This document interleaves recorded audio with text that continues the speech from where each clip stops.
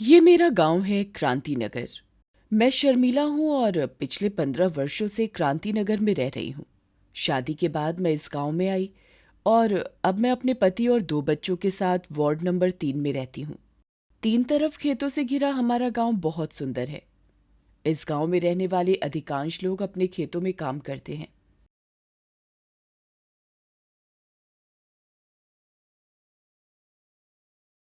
मैं एसएचजी की बैठक में भाग लेने जा रही हूँ। मेरे बेटे को बुखार है और उसकी देखभाल के कारण मुझे इस बैठक में जाने में देरी हो गई है। उम्मीद करती हूँ कि मैं इस बैठक में समय पर पहुंच जाऊंगी।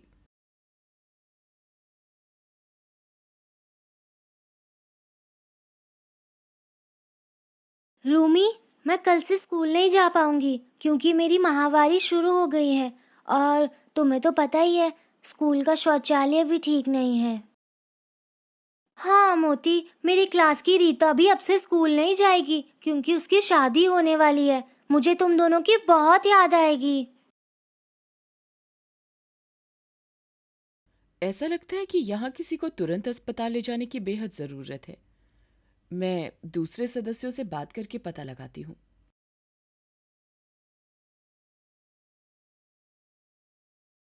राम प्रसाद को जो तकलीफ हुई वैसी किसी को नहीं होनी चाहिए। वह बहुत ही बीमार था, पर महीनों से कोई डॉक्टर नहीं था और उसका इलाज नहीं हो पाया।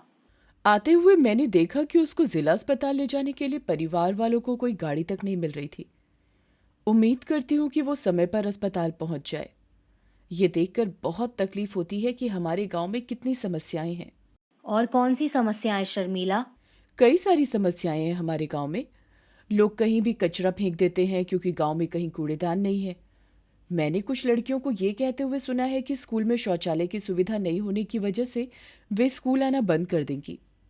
परिवार के स्तर पर भी हमारे घरों में शौचालय नहीं है और सामुदायिक शौचालय भी टूटे पड़े हैं। हाँ, ये सही है। हमारे प्राथमिक स्वास्थ्य केंद्र में कोई अच्छा डॉक्टर या नर्स नहीं है। यहाँ तक कि मरीजों के लिए बिस्तर और दवाएं भी पर्याप्त नहीं है। हमारे मंदिरों और मस्जिदों में पानी की सुविधा नहीं है और इनके आसपास काफी गंदगी है। ये सब हम हर दिन देखते हैं, पर इन मुद्दों को लेकर हम कुछ नहीं करते। लेकिन रोशनी दीदी, इन मुद्दों को सुलझाने के लिए क्या किया जा सकता है? हमारे पंचायत में 2 अक्टूबर को ग्राम सभा होने वाली है। हमने जिन मुद्दों की पहचान की है, उसकी सूची बना सकते हैं और ग्राम सभा में हम दूसरे लोगों के साथ इस पर बातचीत कर सकते हैं। अगर हम मिलकर यह निर्णय लेते हैं और योजना बनाते हैं, तो ये मुद्दे सुलझाए जा सकते हैं। आगे बढ़ने से पहले आओ हम नीचे दिए बिंदुओं पर बातचीत कर लें। ग्राम सभा के आदरणीय अध्यक्ष, सचिव और सदस्यगण, हम अपने गांव के कुछ गंभीर मुद्दों पर बातचीत करना चाहेंगे। रजनी और शर्मिला ने इसके बाद उस सूची को पढ़कर सुनाया और बताया कि क्यों इनमें से प्रत्येक मुद्दे पर सबको ध्यान देने की जरूरत है। ग्राम सभा में मौजूद सभी लोग इससे सहमत दिखे। आपने जिन बातों का जिक्र किया है वे बिल्कुल सही हैं।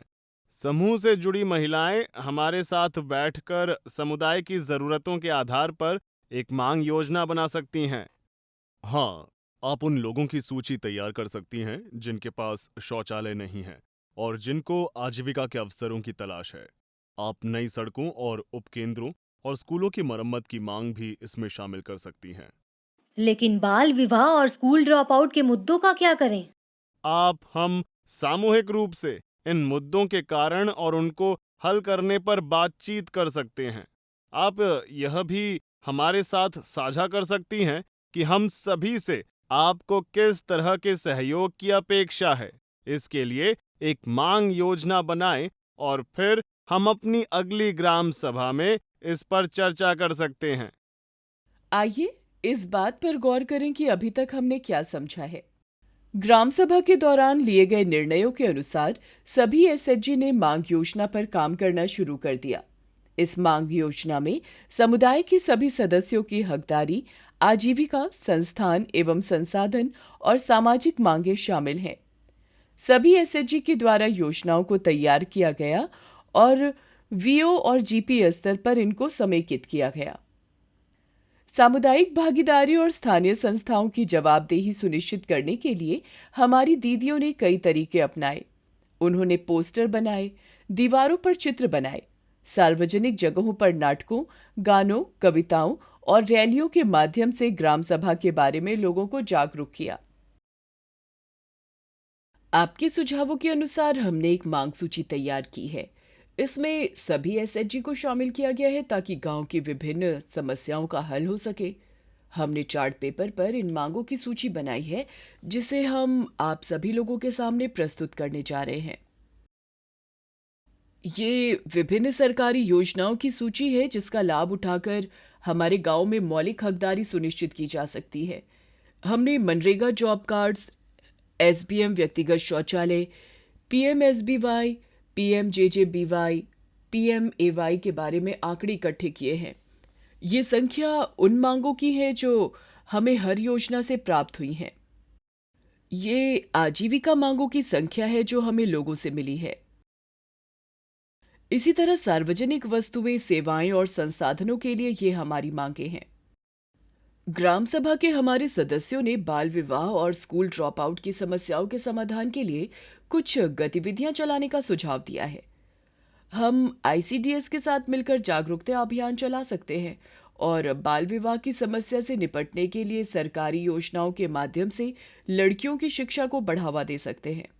हम स्कूलों में सैनिटरी पैड वेंडिंग मशीन भी लगा सकते हैं और आईसीडीएस और स्कूलों के साथ मिलकर माहवारी के दौरान स्वच्छता पर जागरूकता क्लास आयोजित कर सकते हैं। मांग योजना को जमा कर दिए जाने के बाद हम इस पर काम करेंगे। आपको भी इन पर जितना जल्दी संभव हो काम शुरू कर देना चाहिए। हम आपको आश्वासन देते हैं कि पूरी प्रक्रिया के दौरान आप लोगों को हमारा पूरा सहयोग मिलेगा।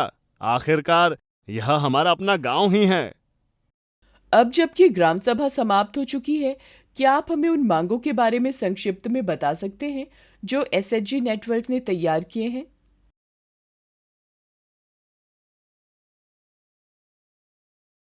हमारी ग्राम सभा के आयोजन के 6 माह पूरे हो चुके हैं। आज हमारे क्रांति नगर गांव में 20 परिवारों को एमजीएनईजीएस का प्रयोग करते हुए शौचालय के निर्माण की अनुमति मिली है। एक स्वास्थ्य उपकेंद्र तक जाने के लिए सड़क, एक पुलिया और नाली का निर्माण कार्य भी चल रहा है। एसएचजी नेटवर्क के सदस्यों को खेती के उपकरणों और बीज की खरीद के लिए सब्सिडी भी मिली है। गांव के सभी स्कूलों में शौचालय की सुविधा का निर्माण हो चुका है और बाल विवाह, लड़कियों की पढ़ाई छोड़ देने और माहवारी के दौरान स्वच्छता जैसे मुद्दों पर बातचीत के लिए जागरूकता क्लास भी आयोजित किए जा चुके हैं।